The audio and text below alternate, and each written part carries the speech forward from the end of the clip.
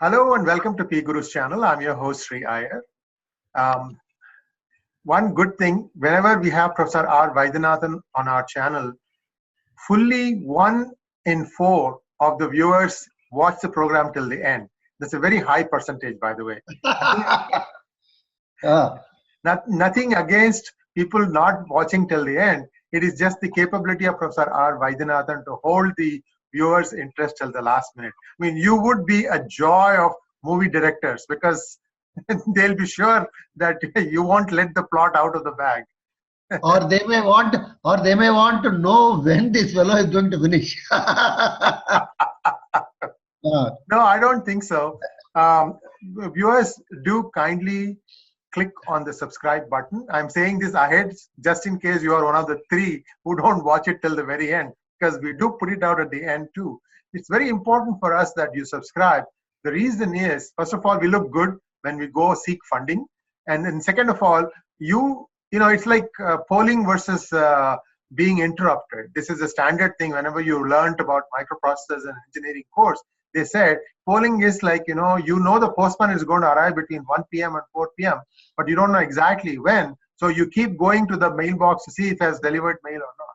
Whereas if there was a bell on the mailbox, the postman can put the mail and then click the bell, then you know exactly when the mail has arrived. So then you just have to make one trip. And that's the same thing with this bell. So please click on the bell and help us grow. And with us, when we grow, we become more attractive to some of the heavy hitters. Not to say that Professor RV is not. It is because of Professor RV that we've even come this far. He is one of our Sachin Tendulkars of the team here. At the same time, we want more. We want the Dhonis, we want the Kohlis, and we want the Shikhar Dhawan, the healthy Shikhar Dhawan, of course. But let's get back to what we are going to talk about today. It's going to be a very interesting topic because it is something that is very close to Professor RV's heart. Now, whenever we talk about GDP, I'm reminded of the story of blind men in a room trying to feel the elephant. They have never seen the elephant before, and they just touch one part of the body, and then they come up with some description of what that thing is. And in their own small worlds, they may all be right, but nobody seems to know the big picture. But I think Professor RV is fully capable of giving us the big picture about the truth behind the GDP. Professor RV, welcome to PGurus channel. thank you very much for that excellent introduction. I'm always happy to be appearing in this PGuru for quite a number of days, maybe weeks. I think a big controversy, if you may call that, is raging in all the newspapers, media, internet, television channels, and other things. This Arvind Subramanian has lit the fire. He was earlier, if you recall, was the chief economic advisor to the government of India. So he now claims that actually we were not growing as it was presented during his own time. We are growing much lesser. That is his contention. And he also is trying to establish that using some regression analysis, as he claims. We will come to that a bit later. See, the first and foremost point is very important. I always mention this. Many of the economists do not know how to read a balance sheet. They are actually very, very poor in accounting. And they have not been properly trained. Even adequate number of courses are not offered to them in there. Similarly, quite a number of financial experts and accountants do not understand GDP. They think GDP is some sort of a combination of PJP type. BJP and GDP are, like long time before. Words. Sir, these are all 3-letter words. So is DMK. So is PDP. No, long time before, I remember in one discussion, this BOP crisis and BJP crisis was confused. This was before. I told BOP crisis is separate. So many a time these things happen actually. In the share market, there is something called, in the olden days, stocks which are for forward trading. And other stocks are not for forward trading. So some big debate was there, discussion was there, and I was in the secondary market committee. It was a big debate and discussion, and at the end of it, some policy decisions were advices were provided, etc. But the most interesting part, this was carried out in some Hindi newspaper wrongly, and one MP from UP wrote to us, and particularly copied to me also, that you cannot ignore the non-forward section in the. This is very, very. He looked at it totally from a caste point of view. Anyhow, so country is a fascinating place. That is the first point. Second is, so I think compulsorily every accountant must be made to read about a paper or maybe 3 papers on national income. How it is computed, what are the issues involved in that, what is the uniqueness of India. This is a very, very must actually. They should know how the GDP is arrived at. Similarly, every 2-penny economist, BA or MA or wherever it is, a course or 2 in accounting must be made compulsory for them.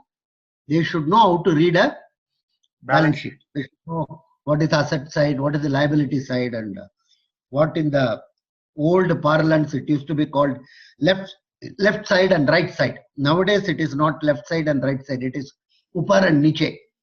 In the past it used to be left side and right side. So many of the economists must be asked to go through this. I'll come to that, why it is so.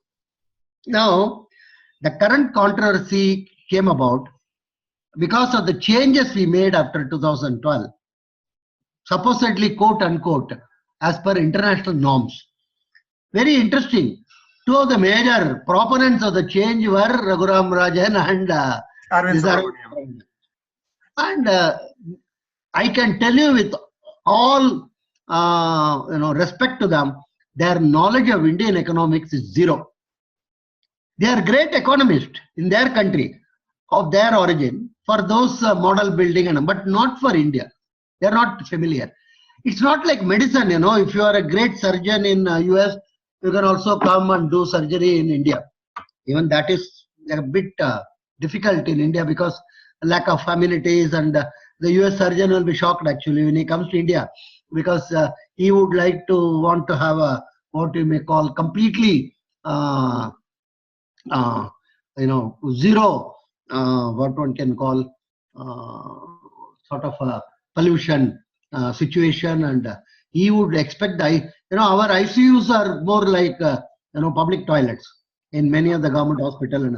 So even, but at least he can do that because what is that thing called the body of human beings are by and large similar, but economics as a profession is totally different. What is applicable in Kansas is not necessarily applicable in Calcutta. The whole structure, and one senior person, I will frankly tell you, a couple of years before, I was having a discussion with him. I told him, in a country like India where 80% is self-employed or contract laborers, he was actually surprised. He didn't know this. He has been advising the government for a couple of years actually. He asked me, "Are you serious, professor?" I told him, "You only have all the data. Why don't you have a look at it?" So the first point is imported experts do not work, will never work. And I will tell you from beginning, day one, can you believe we never had any economic advisor who is educated in India? Wow, I didn't know that. Not even once. All are, some third-rate university also, it is quite possible in US. One of those Long Island, Tall Mountain, there are plenty of universities actually. I'm sure you are aware of it, right? Not all universities are great. Sir, we have some sort of an allergy towards getting accomplished, good school educated experts in economy as our finance minister. We have an allergy for that. Not only do we have an allergy, we also have an aversion to listening to their sage wisdom. And I don't have to tell you who I am mentioning. The minister can be, according to me, even if the minister is fifth standard, sometimes I find them to be more sensible than this, what one can call coconuts. Coconut, I mean, outside brown and inside white. This type of. See, for any appointment as an assistant professor or any, okay, in many of the major institutes in India, they are asked to give a seminar for an hour or so. And all the faculty and other experts and outside people also come and sit in that seminar. In the area of their competence, they are expected to talk for an hour. Not that that is the only criteria for recruiting them, but that's one of the important inputs which goes into that. When you appoint a CEA or somebody of that Niti Aayog or something, I seriously believe he should be asked to give a seminar for an hour. To whom? To all the ministers. You will be wondering, because I find many a time interaction with the ministers, they are actually what one may loosely call earthly wisdom. They understand. They may not know much model building and other things, but they know exactly what is the nature of the Indian situation. I think that is a very, very must. Just going by academic credential and primarily of US educated, UK educated. And for instance, the earlier, what was his name? Arvind Panagaria. I think he was the Panagria, yeah. Panagaria. He was the chief of Niti Aayog. He was interviewed in some newspaper. I don't recollect exactly which one. He was asked to name some, 10 economists who are very important, upcoming economists or whatever you call it. All the 10 are from US or UK. No, not a single one he could identify in India who could be considered as an upcoming economist, either from Indian Statistical Institute or Institute of Economic Growth or any of those institutions. This is something very, very interesting. This is what I call the mindset. First and foremost, I would say, stop having people from US educated, UK educated, representing for advisory positions in India. I'm serious about it. I'm not joking. I'm very, very angry today actually, because much of the debate is conducted without understanding what exactly is the nature of our economic data and economic problem. How many of these people have read sources and methods of CSO, how they compute? It's a voluminous document, 400 and odd pages actually, which they have produced several times, 78 once, 84 once, 90, like that. Actually one of the Indian economists from the Indira Gandhi Institute, Nagaraj, is also in the advisory council of that. He says in this debate that he cannot really say whether our GDP is overestimated or underestimated. Why is that? I will come to that. He is one of the members of the advisory committee on national income statistics actually. That's the apex body which advises the government of India. The reason is, you see, first and foremost is, let's understand the part of our economy. 50% of our economics is not corporate. 50%. Let it be very, very clear. And many of these experts confuse between unorganized and non-corporate. They are not same. Partnership, proprietorship firms can be organized. Can be organized, can be under the definition of organized, not necessarily unorganized. But unorganized implies that they are not corporate, obviously.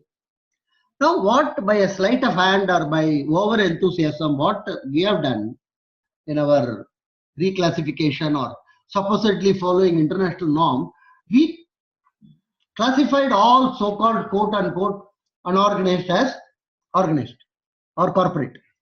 Partnership, proprietorship firms are all termed into non-financial corporation overnight, right? And the data with Ministry of Corporate Affairs, to say the least, is extremely poor, very poor. The data they have got. They may claim that they have got data on 12 lakh companies and other things. Periodically of that 3 lakh are not submitted to their accounts, and all these things are there. It's a clumsy, actually, to say a very simple word. Even assuming that data is there, large portion of proprietorship partnership firms won't be filing with Ministry of Company Affairs. By definition, they are not corporates. You may call them, you may rechristine them as corporate, but that doesn't make them. So huge amount of data gap is there. NSSO, National Statistical Organization, was doing an extremely important task of doing extensive surveys, collecting information, and with all the deficiency, I would say they were not perfect, but to some extent we are able to estimate the role of the non-corporate. Let me again tell.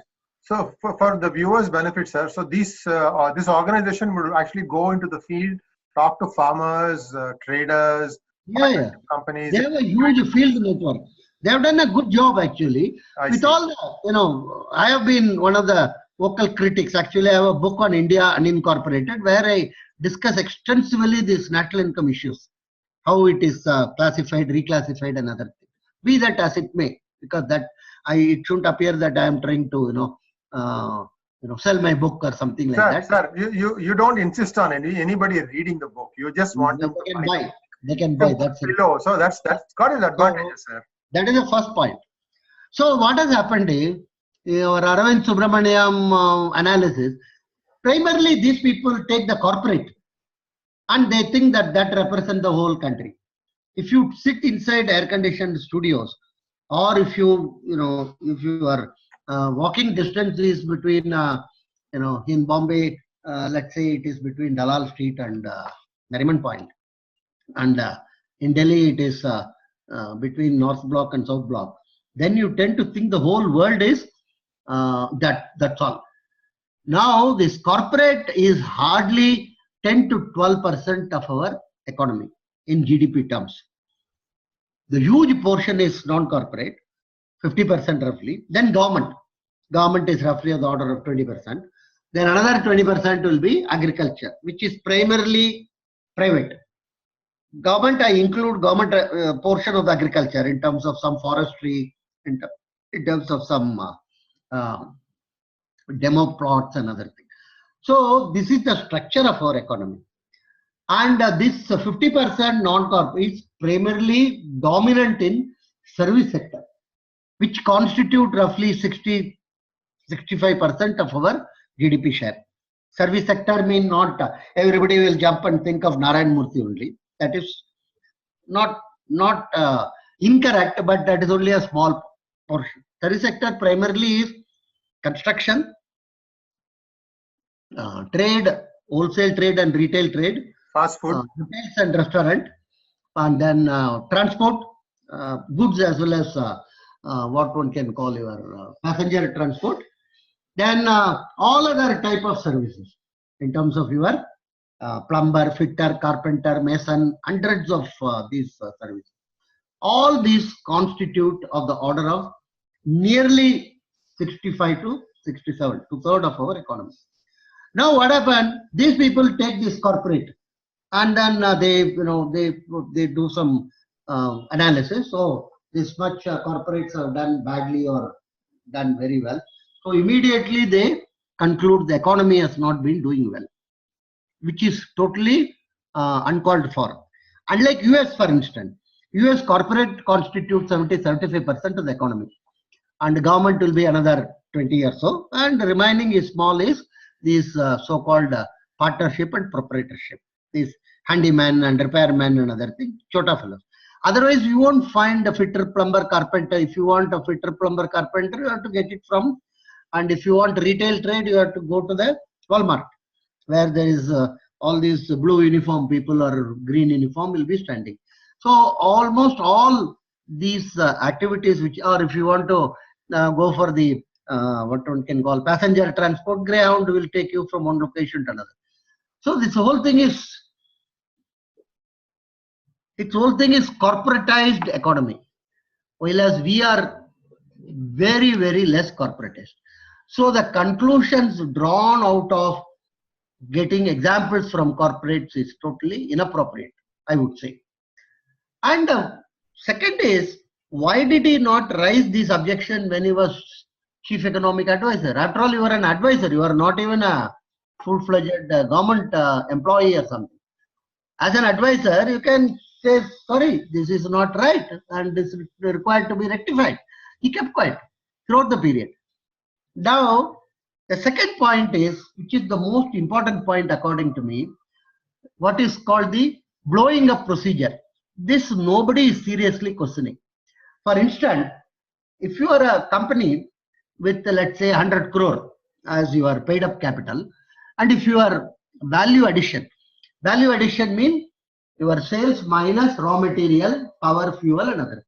This value addition goes actually as a part of salary and wages, rent, interest, and dividend or profit. This is how the value addition is, and that value addition is actually the contribution to the GDP. And across companies, you add all this value addition. Now, if you are a 100 crore company, let's say you have value addition is 10 crore. Now, what these people are doing is, if there is another 10 crore paid up capital company, so they say their value addition is 1 crore. This is called pro rata adjustment, which is spurious, idiotic, unscientific, unacceptable. For a reason, you may have 100 crore paid up capital, you may have borrowing of 200 crore. That means your total funds available is 300 crore on which you are doing business. Whereas you may have 10 crore and you may not have any borrowing at all. Or it could be the reverse. You may have 10 crore of paid up capital and you may have a borrowing of 30 crores on which you are doing business and generating value addition. You may have 100 crore, you may not have any borrowing at all. This whole idea of using paid up capital to blow up the picture is anachronistic, to say the least. And all the experts do not even think about it, what they are doing actually. Reserve Bank of India used to publish what is known as value addition of all this. They used to publish data on large and medium private limited and public limited companies. They publish it, and that is mostly used actually.